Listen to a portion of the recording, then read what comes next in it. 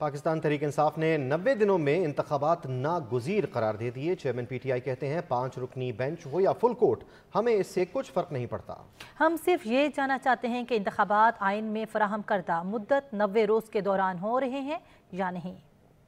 Supreme court के 5 रुकनी larger bench टूटने पर रद्द-ए-अमल देते हुए इमरान खान ने कहा कि अपनी 2 असम्बलियां तहरील करने से कबल अपनी चोटी के आईनी माहिरीन से मुशावरत की थी।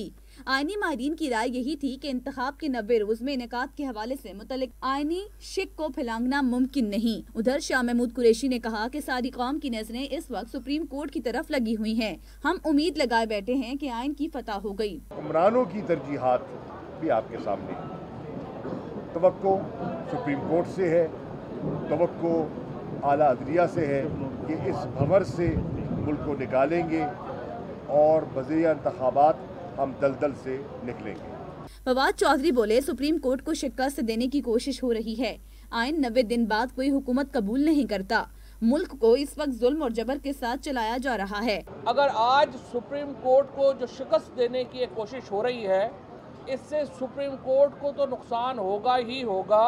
पाकिस्तान का आइन मुकम्मल तौर के ऊपर ख़त्म हो जाएगा, क्योंकि आइन तो 90 दिनों के बाद कोई हुकूमत तस्लीम नहीं करता, और जो इस हुकूमत में होगा वो आर्टिकल 6 का मुर्तकिब होगा। और जिस तरीके से पाकिस्तान को इस वक्त चलाया जा रहा है जबर के साथ और जुल्म के साथ, तीसरा तो कोई रास्ता नहीं है। तहरीक इंसाफ के सेक्रेटरी जनरल असद उमर ने कहा कि कई बार कहता रहा हूँ आइन खतरे में है, आइन सब के लिए मुकद्दम है। तहरीक इंसाफ आइन के दिफा के लिए खड़ी है। महीने से बार बार ये बात दोहराता रहूं कि पाकिस्तान का आइन खतरे में है और किसी को शक नहीं होना चाहिए। आइन मुकद्दम है सबके लिए। तहरीक इंसाफ हर लिहाज से आइन के दिफा के लिए आइन के साथ खड़ी है, और आइन की जो अमलदारी करानी है मुल्क के अंदर, उसकी जिम्मेदारी जो है वो सुप्रीम कोर्ट के साथ है। उनका मजीद कहना था कि हम हुकूमत के इस अमल की सख्त मजम्मत करते हैं। हमारे लिए सुप्रीम कोर्ट के तमाम जजेस काबिल एहतराम हैं। सुप्रीम कोर्ट के जजेस पर दबाव आईनी निज़ाम और कौमी सलामती पर हमला है।